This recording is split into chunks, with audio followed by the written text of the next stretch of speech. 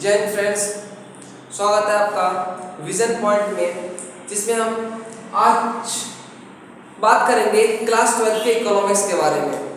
Class 12 के economics जो कि एनसीईआरटी बेस पे है और न्यू सिलेबस जो कि रिड्यूस भी हो चुका है कुछ, उनके बारे में पढ़ेंगे। चलिए आज पहला पार्ट है तो इंट्रोडक्शन करें, बात करते हैं क्या होता है इकोनॉमिक्स। तो आप बता सकते हैं क्या होता है इकोनॉमिक्स?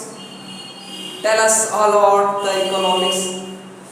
इकोनॉमिक्स क्या है, उसके लिए बात करने से पहले हम बात करेंगे बहुत बड़े किसके बारे में, हम इकोनॉमिक्स के बारे में बात करेंगे कि बहुत सारे इकोनॉमिस्ट आए, उन्होंने अपनी राय क्या रखी इकोनॉमिक्स के लिए। सबसे पहले बात करते हैं एडम स्मिथ के बारे में। किसकी बात करते हैं? Adam Smith.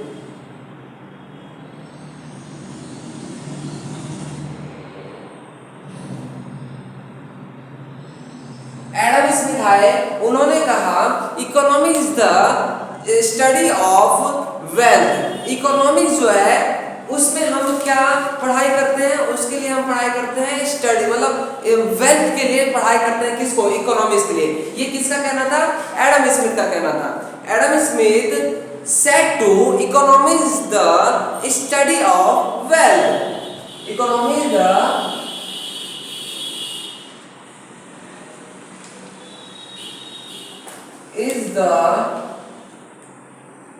study of wealth। लेकिन क्या ये सही है? Is this statement is right or not? First of all, we will discuss all about this statement, true or false। मैंने लिए एक बात बताइए, इस धरती पे मान लीजिए भारत में लेते हैं, इंडिया में कितने टाइप के लोग रहते हैं? दो तीन टाइप के लोग रहते हैं। एक होता है हाईली रिच पीपल, एक होता है हाईली पुअर पीपल। दो टाइप के लोग हुए। एक कौन हुए आपके? एक हुआ आपका पीपल, वो जो कि बहुत ही कौन है? रिच है। और एक टाइप के पीपल कौन हुए? वो जो कि बहुत ही क्या है? पुअर है। अच्छा एक बात बताइए, एडम स्मिथ के द्वारा क्या बोला गया? Economy is the study of wealth. Wealth के लिए हम इकोनॉमिक्स का क्या करते हैं? स्टडी करते हैं। लेकिन एक बात बताइए, जब पुअर के पास क्या, एक गरीब के पास दो वक्त की रोटी ना हो खाने के लिए और कपड़े ना हो पहनने के लिए, घर पे छत ना हो सोने के लिए, तो क्या वह इकोनॉमिक का स्टडी करेगा पहले, या फिर दो रोटी का इंतजाम करके, छत का इंतजाम करके, कपड़ा का इंतजाम करके अपनी जिंदगी को, अपनी लाइफ को सरवाइव करने की कोशिश करेगा? पॉइंट है, पॉइंट इस बात की है कि पुअर के लिए जो स्टेटमेंट है वेल्थ के लिए, ये तो गलत हो गया। लेकिन वहीं पे अगर दूसरे व्यू से देखा जाए, economy is the study of wealth, ये किसके लिए है? रिच पीपल के लिए। क्यों? क्योंकि रिच पीपल के पास रोटी भी है, कपड़ा भी है, मकान भी है, और उसको लाइफ का सरवाइव करने के लिए अच्छी तरीके से, in a good manner survive in one life, rich peoples क्या करता है? वो अपने आप में कंफर्ट होता है, इसीलिए वो कर सकता है। तो ये स्टेटमेंट किसके लिए हुआ? ये स्टेटमेंट सिर्फ रिच पीपल के लिए तो सही बैठा, लेकिन गरीब पीपल के लिए गलत बैठा। इसीलिए एडम स्मिथ का ये थ्योरी यहाँ पे होता है समाप्त। उसके बाद आते हैं आपका अल्फ्रेड मार्शल। कौन आते हैं दूसरे नंबर पे?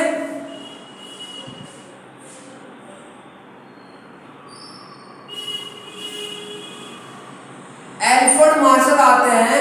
इनके द्वारा कहा जाता है economy is the study of social welfare. क्या कहा जाता है इनके लिए? Economy is the study of social welfare.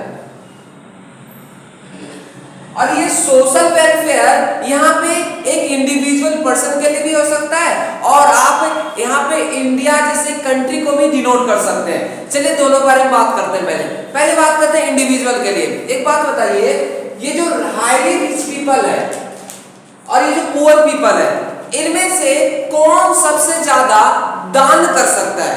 Rich people या पुअर पीपल? जाहिर सी बात है रिच पीपल। क्यों? क्योंकि उसके पास सब कुछ है। धन है, दौलत है, कपड़ा है, मकान है, रोटी है, सब कुछ है उसके पास, जो उसके पास मैंने एक लाइफ को सरवाइव करने के लिए होना चाहिए, सब कुछ है। तो ये सोशल वेलफेयर कर सकता है। लेकिन क्या एक बात बताइए, पुअर जो है क्या ये सोशल वेलफेयर कर सकता है? जिसके खुद के घर में खाने के लाले पड़े हो, क्या वो दूसरे के घर की जिम्मेदारी ले सकता है? नहीं ले सकता है। तो ये स्टेटमेंट भी यहाँ पे आके गलत होता है। अगर मैं ये इंडिविजुअल उसी टाइप से मैं कंट्री के पॉइंट ऑफ व्यू से बताऊं तो एक बात बताइए, अभी आप 2023 में जी रहे हैं, आज मई में चल रहे हैं, मई 2023 में चल रहे हैं, और एक बात बताइए, पाकिस्तान भिखमंगा हो चुका है, आप सब जानते हैं, नैया डूब चुकी है उसकी। और एक है इंडिया, कौन है? एक इंडिया। अच्छा एक बात बताइए, अगर इंडिया पे कोई मुसीबत आता है बी जस्ट, तो क्या पाकिस्तान इसका हेल्प कर पाएगा क्या? जिसके खुद के घर में लाले पड़ रहे हैं खाने के, जो कि खुद मारा मारा फिर रहा है खाने के लिए, 2 रोटी के लिए, क्या वो दूसरे देश को संभाल सकता है? बिल्कुल नहीं।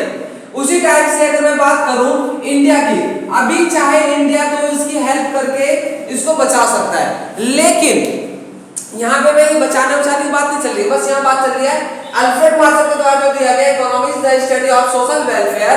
यहाँ तो ये गलत हो गया। क्यों गलत हो गया? क्योंकि पाकिस्तान के पास तो कुछ भी नहीं है, इंडिया के पास बहुत कुछ है, तो इंडिया हेल्प कर सकता है, पाकिस्तान नहीं कर सकता है। तो ये सोशल वेलफेयर कैसे हो गया? इकोनॉमिक पॉइंट है, तो ये खत्म हो गए। इनके बाद आते हैं कौन? रॉबिन्सन। कौन आते हैं तीसरे नंबर पे? रॉबिन्सन आते हैं। रॉबिन्सन बोलते हैं economy is the study of scarcity. क्या बोलते हैं? Economy is the study of scarcity. अभी स्कार्सिटी मतलब क्या होता है? जैसे कि आप 2008 के रिसेशन को याद करिए। 2008 के रिसेशन में क्या हुआ था? पूरी दुनिया में क्या आ गया था? आपका रिसेशन आ गया था, मंदी आ गई थी। उसकी बात छोड़िए, देखिए तो अभी हाल फिलहाल में कोविड-19 आया था। कोविड-19 में क्या हुआ था? आधे से ज्यादा देश क्या हो गया था? इकोनॉमिक्स उनका जीडीपी डाउन चले गया था। वहीं पे क्या अमेरिका का जीडीपी डाउन गया था? क्या चाइना का जीडीपी डाउन गया था? या फिर रशिया जैसे, जर्मनी जैसे, जापान जैसे जो विकसित डेवलप्ड कंट्री है, उनके लिए कोई स्कार्सिटी ज्यादा आया था क्या? आया था, मैं मानता हूं। लेकिन जितना इंडिया के लिए, जितना पाकिस्तान के लिए, जितना श्रीलंका के लिए, जितना कि अरुणाचल देश में अफ्रीकन देश के लिए, इन सब के लिए आया था आपका स्कार्सिटी, क्या उतना जो डेवलप्ड कंट्री है उनके लिए आया था क्या? नहीं आया था। तो फिर एक बात बताइए, रॉबिन्सन के द्वारा जो बोला गया economics the study of scarcity, ये कैसे सही हो सकता है? स्कार्सिटी किसके लिए होगा? जिसके पास, जिसके घर में मंदी हो रहा होगा, मतलब जो गरीबी से गुजर रहा होगा उसके लिए हो रहा होगा। लेकिन जो पहले से डेवलप्ड है, जिसको सब कुछ है, वो कैसे स्कार्सिटी को मान सकता है कि ये जो गरीब है वो कैसे मान सकता है कि ये स्कार्सिटी इकोनॉमिक्स का पढ़ाना? उसको पहले अपने देश को संभालना पड़ेगा, तभी तो वो पढ़ाई करेगा ना स्कार्सिटी। कि रॉबिन्सन सर ने बोले थे कि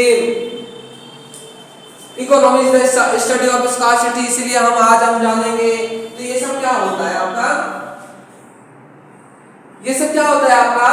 तो ये खत्म होता है। इसके बाद एक चौथे आते हैं कौन? इकोनॉमी, जिसका नाम होता है Samuelson.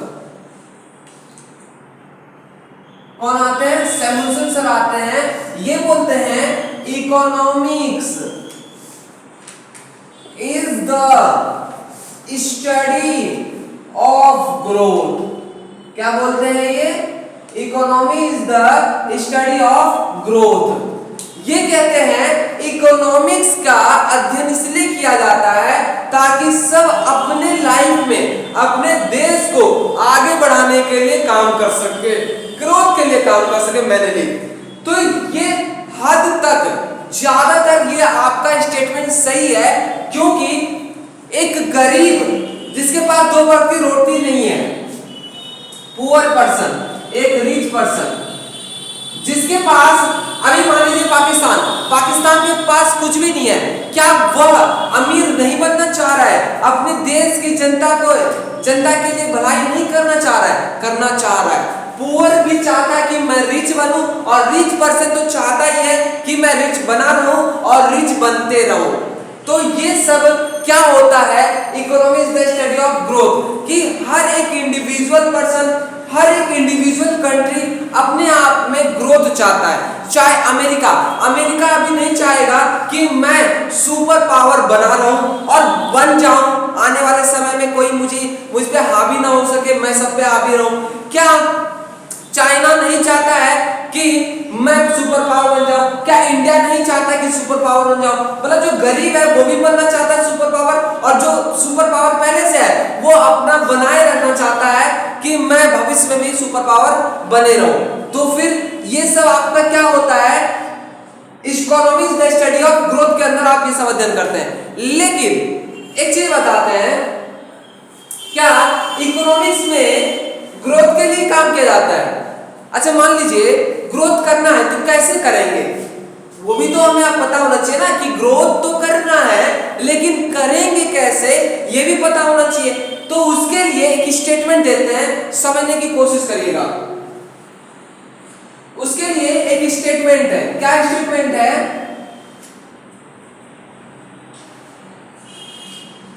Economics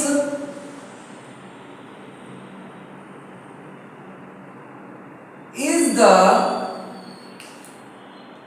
subjecting matter in which study to rational management to scarce resources to fulfill. Economy is the subjective matter in which study to rational management to scarce resources to fulfill the unlimited human wants. इसका मतलब क्या हुआ, मैंने क्या लिखा? मैंने इसका मतलब ये लिखना चाह रहा था कि इकोनॉमिक्स जो होता है आपका एक रैशनल मैनेजमेंट के तहत स्टडी किया जाता है। इसका मतलब ये हुआ, एक एग्जांपल देता हूं, सबसे अच्छा एग्जांपल बिहार का। किसका लेता हूं मैं? बिहार का। इससे आपको समझ में आएगा कि इकोनॉमिक्स का स्टडी क्यों करना चाहिए हमें। बिहार का एग्जांपल लूं तो मान लीजिए ये बिहार है, क्या ये? मान लीजिए बिहार है, क्या है? इंडिया के अंदर ये क्या है आपका? बिहार है। बिहार में बहुत सारे मिनरल्स मिलते हैं, अगर वहां की सरकार चाहे तो उनसे आने वाली रकम से, पैसे से वो उस राज्य स्टेट को बहुत ही अच्छा बना सकता है। लेकिन वो करते क्यों नहीं है? और मैं बात करूं, ये सिर्फ सरकार का ही दायित्व नहीं है, वहां के यूथ को आगे आना पड़ेगा बिहार को सुधारने के लिए। मैं रैशनल मैनेजमेंट इसलिए बोल रहा हूं क्योंकि एक बात, एग्जांपल सुनते हैं। देखिए, मान लीजिए अभी आप 12th क्लास में, 12th क्लास पास आउट होंगे। आप 12th क्लास कैसे नंबर से पास होना चाहिए? अच्छे या बुरे? जाहिर सी बात है अच्छे नंबर से पास होना चाहिए, 80, 90, 100% लाना चाहिए। और जब आप 80, 90, 100% लाते हैं 12th के बोर्ड में, उसके बाद आप अच्छी कॉलेज में जाना चाहते हैं। कॉलेज में, अच्छी कॉलेज में IIM जैसे रोहतक हो गया, IIM अहमदाबाद हो गया, या फिर आप जाना चाहते हैं IIM क्या बोलते हैं जम्मू कश्मीर, किसी भी रांची, किसी भी स्कूल में, कॉलेज में जाना चाहते हैं। अगर इन जैसे कॉलेजों में आपको मिल जाता है एडमिशन, इन जैसे कॉलेजों में आपको एडमिशन मिल जाता है, तो आप वहां पे अच्छे से पढ़ाई करके BBA करने के बाद MBA करते हैं। MBA करने के बाद आपको में क्या आता है कि अब चलो कुछ नौकरी करते हैं। नौकरी करने के बाद आप एक्सपीरियंस लेते हैं। एक्सपीरियंस करने के बाद आप क्या करते हैं? एक्सपीरियंस करने के बाद आप अपना खुद का स्टार्टअप करते हैं। आप सेल्फ एम्प्लॉयड बनते हैं, स्टार्टअप करते हैं। तो उससे आप आपको उससे नॉलेज मिलता है कि कोई भी कंपनी कैसे स्टार्टअप होता है, कैसे स्टार्ट होता है, कैसे ग्रोथ करता है।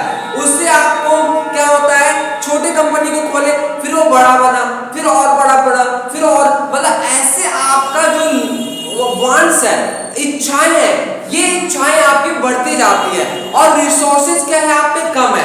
जैसे कि एग्जांपल के तौर पे भारत का एरिया कितना है आप जाहिर से जानते हैं, 32,67,263 किलोमीटर स्क्वायर है, जानते हैं आप 68 आप जानते हैं।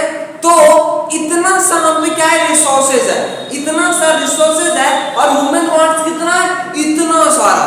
Human wants are unlimited where resources is unlimited, then the rational management of the resources to fulfill the human wants, human wants को फुलफिल करने के लिए जो स्केयर रिसोर्सेज, जो कि छोटा सा रिसोर्सेज है हम पे, उसको अच्छे तरीके से, अच्छे मैनर में, अच्छे रैशनल मैनेजमेंट के तहत अगर मैं उसका वर्क करूं और इतने से रिसोर्सेज को आप इतना सारा फुल्ली यूटिलाइजेशन करूं, उसे ही आप क्या कहते हैं, इकोनॉमिक्स कहते हैं। Economics the study of the scared resources to fulfil the human wants.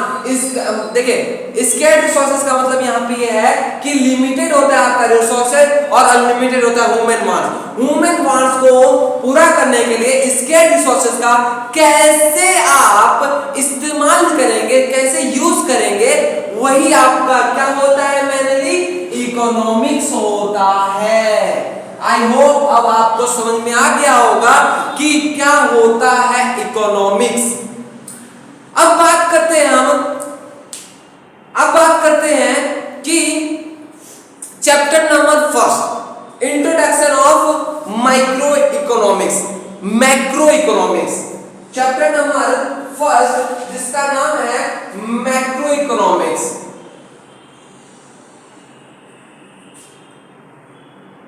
Chapter number 1 है आपका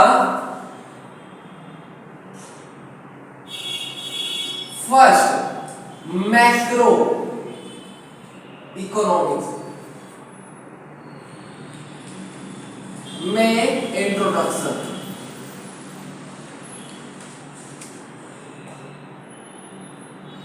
अब पहले बात कर रहे हैं इकोनॉमिक्स आपके 2 टाइप के होते हैं। कितने टाइप के होते हैं, इकोनॉमिक्स आपके होते हैं 2 टाइप्स के।